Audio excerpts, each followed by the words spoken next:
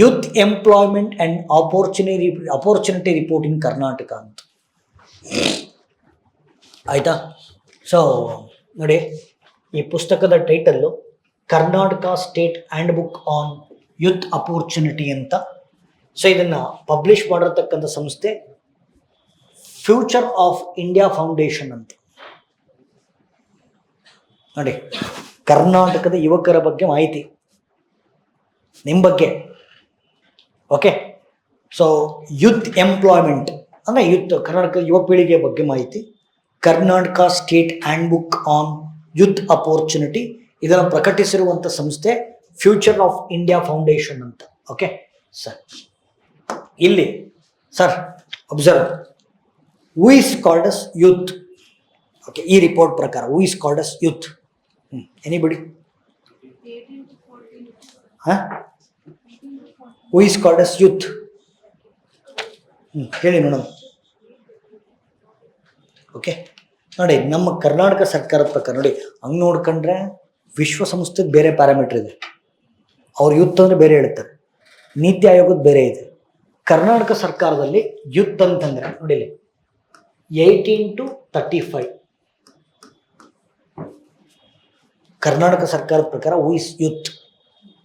18 to 35. Thank god I am on youth. ಇನ್ನು 32, ಈಗ ಇನ್ನು 3 ವರ್ಷ ಬಿಟ್ರೆ ಕಷ್ಟ ಆಗುತ್ತೆ. ಆಮೇಲೆ ನೀವು ಇವತ್ತಿಗೆ ಯೂತ್ ಅಷ್ಟೇ, ಇನ್ನು 10 ವರ್ಷಕ್ಕಲ್ಲ. ಆ ಟೈಮ್ ಒಳಗಡೆ ಏನಾರು ಮಾಡಿ ಅಂತ. ಅದಕ್ಕೆ ನಾನು ಯಾವಾಗಲೂ ಹೇಳ್ತಾ ಇರ್ತೀನಿ, ಯಂಗ್ ಅಂದರೆ ಯಾರು?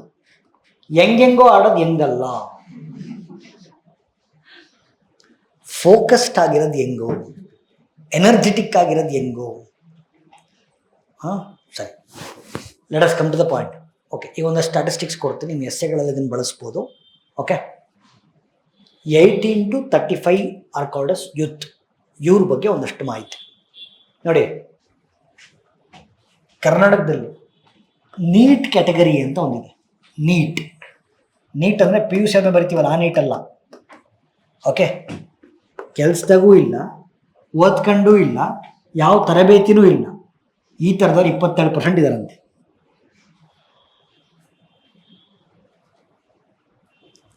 Not in employment, not in education, not in training.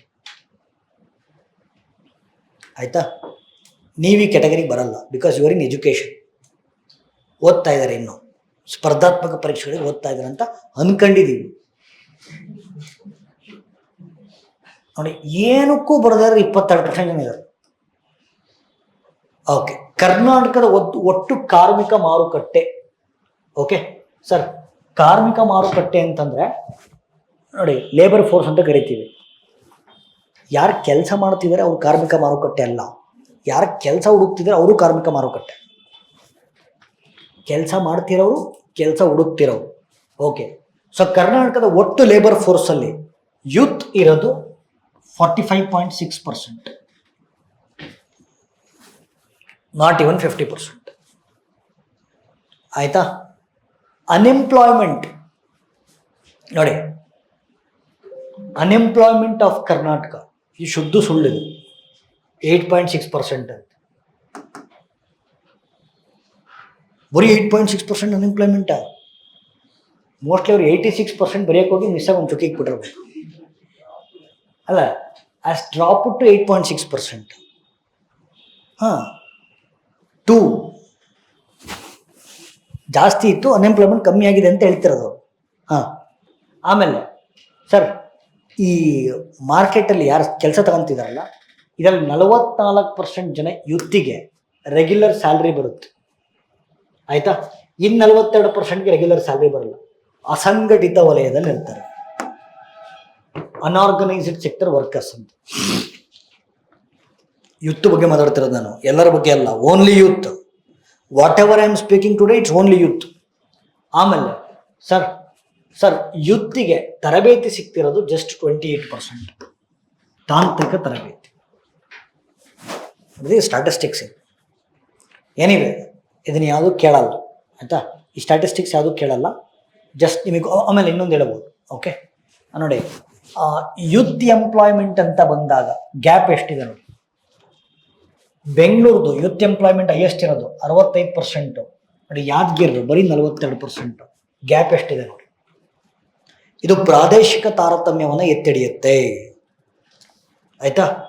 ಇವತ್ತು ಜಾಬ್ ಕಾನ್ಸಂಟ್ರೇಷನ್ ಕಂಪ್ಲೀಟ್ ಎಲ್ಲಾಗ್ತಿದೆ ಬೆಂಗಳೂರು. ಬರೋರೆಲ್ಲ ಬೆಂಗಳೂರಿಗೆ ಬರ್ತಾವ್ರು. ಡಿಗ್ರಿ ಮುಗಿಸ್ಕ ಬೆಂಗಳೂರಿಗೆ ಬಾ.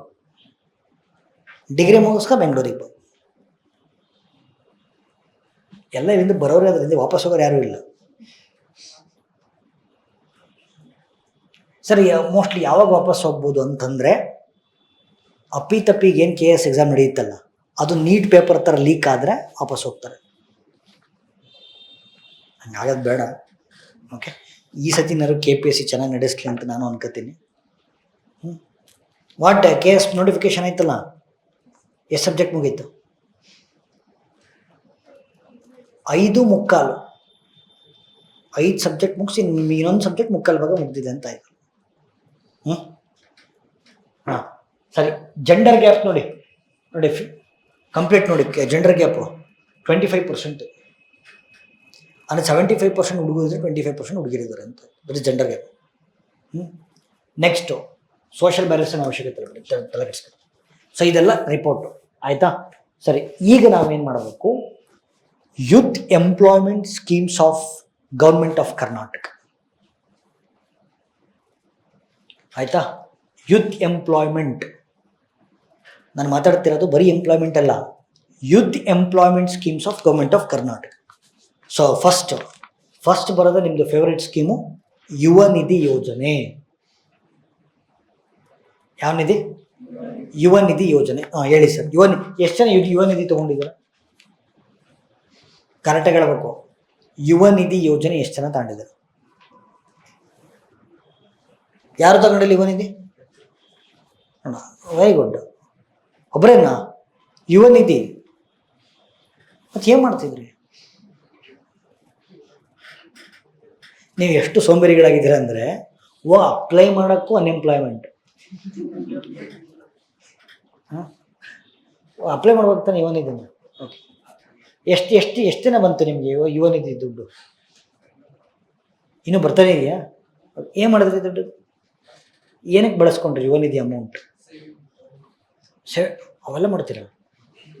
ನಾನು 32 ವರ್ಷದ ಸೇವಿಂಗ್ಸ್ ಮಾಡಿಲ್ಲ. Okay, very good. It's a very big thought, savings. Okay, correct ಹೇಳಿ. How many of you have your own savings? Sir, ನನ್ನ ಹತ್ರ ನನ್ನ ವೈಯಕ್ತಿಕವಾದ ಉಳಿತಾಯ ಹಣ ಇದೆ. ಯಾರ ಕೈ ಐತಿ? ಇಲ್ಲ, ಅವ್ರು ಇದೆ ಬಟ್ ಹೇಳ್ತಿಲ್ಲ. How many of you are having like your own savings? ಹುಡುಗಪ್ಪವ್ರೆ ಇದೆಯಾ? ಎಷ್ಟು? ಬರ್ಬೇಕಾದ್ರೆ 1 ಲಕ್ಷ ತೊಗೊಂಬಂದಿದ್ರಿ. ಫುಲ್ ಖರ್ಚಾಯ್ತಾ? ಇನ್ನು ಸ್ವಲ್ಪ ಇದೆ. ಓಕೆ. ಹಾಂ, ಎನಿಬಿಡಿ ನೋಡ ಧೈರ್ಯವಾಗಿ ಹೇಳ್ಬೇಕ್ರಿ. ಏನು ಖುಷಿ ಅಲ್ವಾ? ಸೇವಿಂಗ್ಸ್ ಬಿಡ್ಸ್. Okay, anybody savings savings. Okay, ಈಗ ಇನ್ನೊಂದು ರಾಂಗ್ ಕ್ವಶನ್ ಕೇಳ್ತೀನಿ. Who are having their investments? Super. ಏನಕ್ಕೆ ಇನ್ವೆಸ್ಟ್ ಮಾಡಿದ್ರು? ಸ್ಟಾಕ್ಸಾ, ಮ್ಯೂಚುವಲ್ ಫಂಡ್ಸಾ, ಅದಕ್ಕೆ ಗೋಲ್ಡಾ, ಬಾಂಡಾ, fixed deposit? Super. Okay, stocks ಎಲ್ಲ ಹಾಕಿದ್ರ? Oh super. ಯಾವುದಕ್ಕೆ? ಹಾಂ,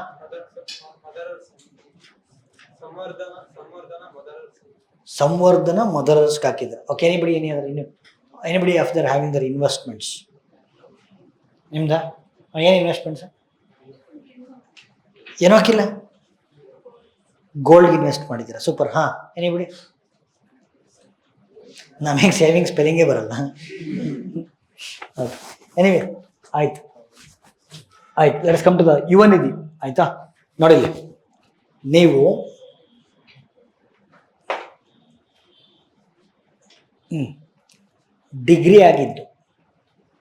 ಡಿಗ್ರಿ ಕಂಪ್ಲೀಟ್ ಆಗಿತ್ತು, ಮುಂದಿನ 2 ವರ್ಷಗಳ ಕಾಲ ಯಾವುದೇ ರೀತಿ ಉದ್ಯೋಗವನ್ನು ಪಡ್ಕೊಂಡಿಲ್ಲ ಅಂತಂದರೆ ಅಂತಹ ಅಭ್ಯರ್ಥಿಗಳಿಗೆ ಮಾಸಿಕವಾಗಿ 3,000 ರೂಪಾಯಿಗಳ ನಿರುದ್ಯೋಗ ಭತ್ಯೆ ಅನ್ಎಂಪ್ಲಾಯ್ಮೆಂಟ್ ಅಲೋವೆನ್ಸ್ ಅನ್ನು ಕೊಡಲಾಗುತ್ತೆ 2 years.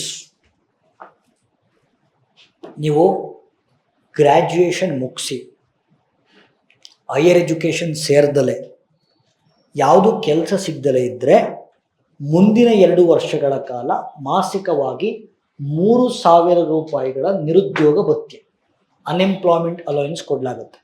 ಡಿಗ್ರಿ ಹೋಲ್ಡರ್ಸ್ಗೆ, ಡಿಪ್ಲೊಮಾ ಹೋಲ್ಡರ್ಸ್ಗೆ 1,500 ರೂಪಾಯಿ ಕೊಡಲಾಗುತ್ತೆ. ಇದು ಒಂದಾ? ಸರಿ. ಎರಡನೇದು, ಇಫ್ ಯು ಅಬ್ಸರ್ವ್, ಆಯಿತಾ, ಮುಖ್ಯಮಂತ್ರಿಗಳ ಕೌಶಲ್ಯ ಕರ್ನಾಟಕ ಯೋಜನೆ. ಓಕೆ, ಮುಖ್ಯಮಂತ್ರಿಗಳ ಕೌಶಲ್ಯ ಕರ್ನಾಟಕ ಯೋಜನೆ ನೋಡಿ, ಅಲ್ಲಿ ನಾನು ಆಗಲೇ ಹೇಳಿದ್ದೀನಿ. ಸೊ ನಾನು ಮಾತಾಡ್ತಿರೋದೆಲ್ಲ ಯೂತ್ ಎಂಪ್ಲಾಯ್ಮೆಂಟ್ ಸ್ಕೀಮ್ಸ್ ಅಂತ ಹೇಳಿದ್ದೀನಿ. ಓಕೆ, ಅಂದರೆ 18 to 35 ಅಂತ. ಸೊ ಇವ್ರಿಗೆ ಓಕೆ ಅಲ್ಪಾವಧಿಯ ಕಾಲ ವೃತ್ತಿಪರ ತರಬೇತಿಯನ್ನು ಕೊಡ್ತಾರೆ. ಶಾರ್ಟ್ ಟರ್ಮ್ ಟ್ರೈನಿಂಗ್ ಕೋರ್ಸಸ್, ಅಂದರೆ ಶಾರ್ಟ್ ಟರ್ಮ್ ವೊಕೇಶನಲ್ ಟ್ರೈನಿಂಗ್ ವೃತ್ತಿಪರ ತರಬೇತಿ, ಕೆಲಸ ಸಿಗಲಿ ಅಂತಲೇ ಟ್ರೈನಿಂಗ್ ಕೊಡೋದು. 18 to 35 ಏಜ್ ಗ್ರೂಪ್ ಇರತಕ್ಕಂಥ ಯುವ ಪೀಳಿಗೆಯನ್ನು ಗುರುತಿಸಿ short term vocational training programme, ಅಲ್ಪಾವಧಿಯ ವೃತ್ತಿಪರ ತರಬೇತಿ ಕೊಡ್ತಾರೆ. ಸೊ ಯಾವುದು ಟ್ರೈನಿಂಗ್ ಕೊಡ್ತಾರೆ ಅಂತಂದರೆ ಒಂದು 35 ಕ್ಷೇತ್ರಗಳನ್ನು ಗುರುತಿಸಿದ್ದಾರೆ. ಉದಾಹರಣೆಗೆ IT ಆಗಿರ್ಬೋದು, ಚಿಲ್ಲರೆ ವ್ಯಾಪಾರ ಆಗಿರ್ಬೋದು, ಅಥವಾ ವಾಹನ ಉತ್ಪಾದನೆ ಆಗಿರ್ಬೋದು, ಆರೋಗ್ಯ ಕ್ಷೇತ್ರಗಳಾಗಿರ್ಬೋದು, ಈ ಥರ 35 ಕ್ಷೇತ್ರಗಳನ್ನು ಗುರುತಿಸಿ ಇದರಲ್ಲಿ ವೊಕೇಶನಲ್ ಟ್ರೈನಿಂಗ್ ಕೊಡ್ತಾರೆ. ಇದು ಮುಖ್ಯಮಂತ್ರಿಗಳ ಕೌಶಲ್ಯ ಕರ್ನಾಟಕ ಯೋಜನೆ. ಎಸ್, ನೆಕ್ಸ್ಟ್ ನಿಪುಣ ಕರ್ನಾಟಕ ಯೋಜನೆ ಅಂತ, ಇದು ಹೊಸದಿದು. ಇದರಲ್ಲಿ ಎಸ್ಪೆಷಲಿ ಅಡ್ವಾನ್ಸ್ ಟೆಕ್ ಸ್ಕಿಲ್ಸ್ ಹೇಳ್ಕೊಡ್ಲಾಗುತ್ತೆ. ಓಕೆ, ಸೊ ಇದು ತಾಂತ್ರಿಕ ತರಬೇತಿ, ಇದು ವೃತ್ತಿಪರ ತರಬೇತಿ, ಇದು ತಾಂತ್ರಿಕ ತರಬೇತಿ. ಟೆಕ್ ಸ್ಕಿಲ್ಸ್ ಯಾವ ಸೆಕ್ಟರ್ಸಲ್ಲಿ? ಸೊ ಉದಯೋನ್ಮುಖ ಕ್ಷೇತ್ರಗಳು ಕೃತಕ ಬುದ್ಧಿಮತ್ತೆ, okay, data science, okay, cyber security. ನೋಡಲಿ, ಕೃತಕ ಬುದ್ಧಿಮತ್ತೆ, ಡೇಟಾ ಸೈನ್ಸು, ಸೈಬರ್ ಸೆಕ್ಯೂರಿಟಿ, ಇಂಥ ಕ್ಷೇತ್ರಗಳಲ್ಲಿ ಕೊಡಲಾಗುತ್ತೆ. ಇದು ನಿಪುಣ ಕರ್ನಾಟಕ ಯೋಜನೆ. Yes or no? ಹೌದೇ ಇಲ್ಲ? This is regarding youth report, youth employment schemes.